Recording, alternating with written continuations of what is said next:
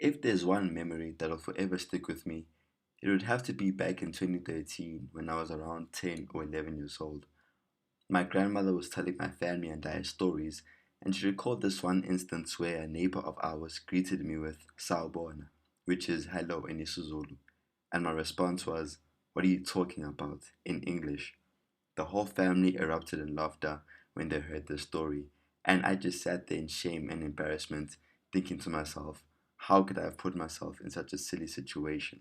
The reason why I tell this story is because I am one of many young people in South Africa, in Johannesburg to be specific, who have had to live their whole lives not knowing how to speak their home languages fluently.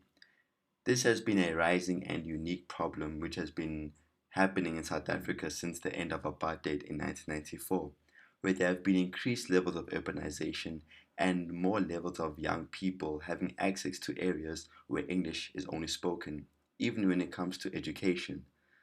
What I want to talk about is come to an understanding of how young people in South Africa have come to this predicament. Why is it that all of these factors has influenced young people, young black people to be specific, to grow a strong preference for speaking English, whereas they neglect their home languages? Because as we may find out, languages are more than just a means to communicate, but also an indicator of who we are and how we identify ourselves.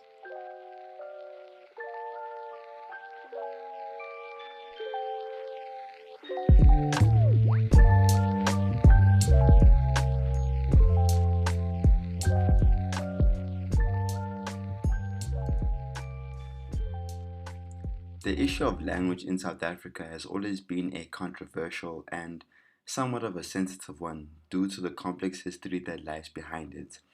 We'd have to go back to apartheid where it really started to become an issue, where it is really institutionalized by those in power, especially the apartheid government, that people of color had to learn English and Afrikaans if they were to gain any economic experience or opportunities.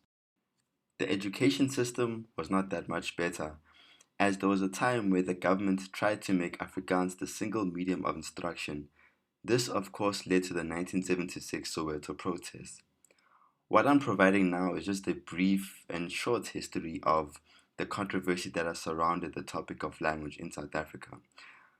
However, post 1994, all 11 languages were recognized as part of the constitution, and since then there have been many attempts by the government and by institutions to try and promote multilingualism and the use of all 11 languages.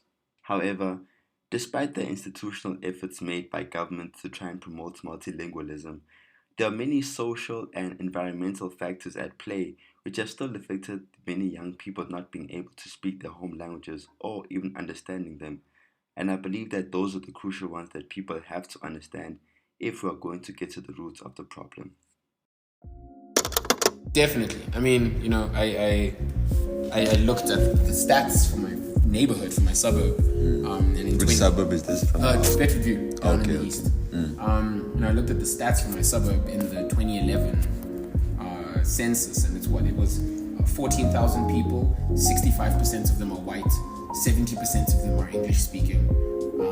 And then the stats get smaller and smaller from there. It was really a thing of I spent the majority of my time speaking English because I go to school at 7 in the morning and then I spend my entire day there till like 2, 3, 4 p.m.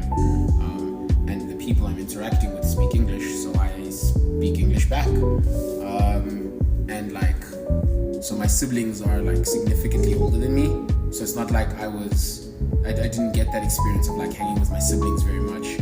I didn't go, I wasn't out in the streets playing with other kids. In the suburb life, it's very individual. So I'm at school, then I'm at home. So because my sibling wasn't playing with my siblings, wasn't playing with like other kids in the streets or whatever, I'm chilling. The majority of my time is spent with my friends. My friends speak English, I speak English to them, and it kind of became like the lingua franca of my existence, really. So now, and then my parents kind of, they feed into that, so now I'm going home and then just continuing to speak English. So yeah, I definitely think environments like plays a massive factor. Many things have changed since 1994, And one of the biggest generational shifts which I have observed is the attitudes that different generations have towards language. In 2024, there are many more young people who do not know how to speak their home languages fluently, and there are many things which influence this. The biggest influence of this is the environment in which a person stays. In the clip that I played for you, that was Thato Gololo, a 26-year-old individual who also went through a problem of not knowing how to speak his home language, Setswana, throughout his entire life, due to him staying in a predominantly white English-speaking area, such as Bedfordview. What makes this case so significant is the fact that English continues to be the lingua franca in South Africa, meaning that it is the language which is used across all communities to communicate with one another, even in government and media.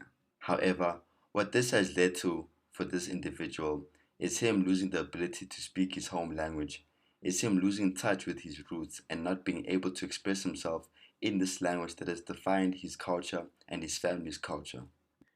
The reason why this issue is so important and so controversial in modern day South Africa is due to the cultural diversity which exists within the nation. There are 11 official languages in the country, 12 including sign language, and most of these different languages represent different tribes which have its own cultures and traditions. And languages are usually the gateway to enter within these cultures and to understand these different traditions. When one individual does not understand or know how to speak their own home language, it also blocks them from understanding their own culture much deeply, and also it also prevents them from communicating with people of their own culture, even their own family members, because they do not know how to speak the home language. The education system also plays a huge role in this predicament, as there are many schools that teach in English and Afrikaans, whereas many black people have had to go to the schools and not having the opportunity to learn in their home language. In September of 2024, the Basic Education Law Amendment Bill, or otherwise known as the Bella Bill, was signed into effect. The Bill aims to amend laws which govern basic education, and it also amends the 1996 South African Schools Act. The Bill has a language policy which states that the National Department of Education has the authority to decide a school's language policy. This authority was previously given to the school governing bodies. There has been a lot of controversy that has surrounded this bill, as parties such as the Democratic Alliance, otherwise known as the DA, have slammed the bill, stating that it threatens the right to mother tongue education. And this is interesting to me because it is mostly the Afrikaner community which is complaining about this bill. And as the stats say, there are a lot of more schools which teach in Afrikaans than there are that teach in indigenous African languages. However, there are many other people in government who welcome the signing of the Bella Bill, as they claim that it will help ensure that many young people are able to receive education in their mother tongue, especially in a country which has a legacy of teaching English and Afrikaans. Although the Bella Bill may help the issue at an educational level, it will not help solve the broader issue at hand. One must take into account the fact that urbanization will only increase, and as urbanization increases, the prominence of English in public spaces will also increase, meaning that there will only be a growing preference for young people speaking English in these areas.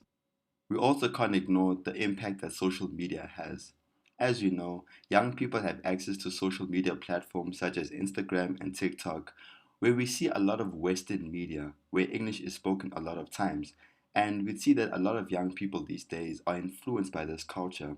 You can even see it in some groups such as the Letsaolo, who also have their own niche and are inspired by the Western culture, while also neglecting traditional cultures that originate in South Africa. Although the signs may be concerning, there are many positive signs which actually show us that the issue of language loss amongst young people in South Africa is not necessarily a problem which affects all young people who exist in the country, and there are signs for us to be happy and optimistic about. I've done a lot of work in Pedi poetry, and I've actually won an award in 2022 as Best Writer for Teflop Music and Arts Award. Congratulations. So, and on my second year, of studying performing arts, I actually got an award for Best Indigenous Language Practitioner because I did a piece in Xitsonga, which was like a written poem that I submitted. So I would say that I am thriving. For instance, for me to actually register for honors, it was because my research was based on Xitsonga praise poetry, and that on its own was new. For somebody to study, because I'm studying hybridity in Xitsonga praise poetry, for somebody to study such a subject in an indigenous language, it sounded new that I was even granted, a scholarship to study that specifically. So I would say that I am quite thriving, and it is looking good.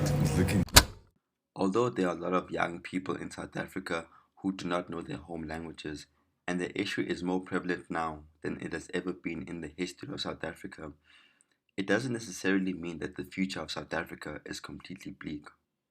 There are still millions of young people in South Africa who do place emphasis on using their home languages, especially in their creative avenues where they express themselves or in any of their professions. Let's look at the music industry in South Africa, for example. When you look at the genre of hip hop, there are many up and coming artists or even established artists who rap in their home languages. Look at the Gololo, for example, a group of young collective rappers who come from KZN who are rapping in IsiZulu and are gaining a huge fan base.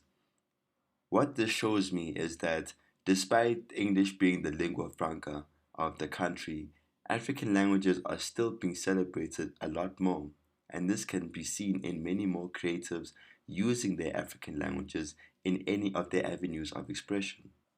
But what about the people who do not know their home languages? What about the people who still feel that shame and embarrassment as they grow up? What can they do to actually learn and improve in the situation? I believe that one instance is taking a proactive approach, and this can be done in many ways. One way is to perhaps maybe buy a book which is written in the language which you're trying to learn. Maybe try to re educate yourself on the language. Another important thing is to put yourself in environments where that language is spoken. And obviously, as you put yourself in these situations, it's very likely that you'll be judged by some people who may laugh at you for not being able to speak your language. Don't mind them. Don't be afraid to make mistakes as you learn, because you making mistakes, you fumbling, is the only way you can learn and is the only way in which you can improve. I also believe that the people who surround the individual who cannot speak the home language also have a huge influence on this predicament. Instead of laughing and putting to shame the person who cannot speak their language, rather help them out and show them where they can improve. The more people judge someone for not being able to speak their language, the more shame and embarrassment they feel. And the more shame and embarrassment they feel, the more likely they are to put themselves in situations where they do not have to speak the language. I mean, I can also attest to this.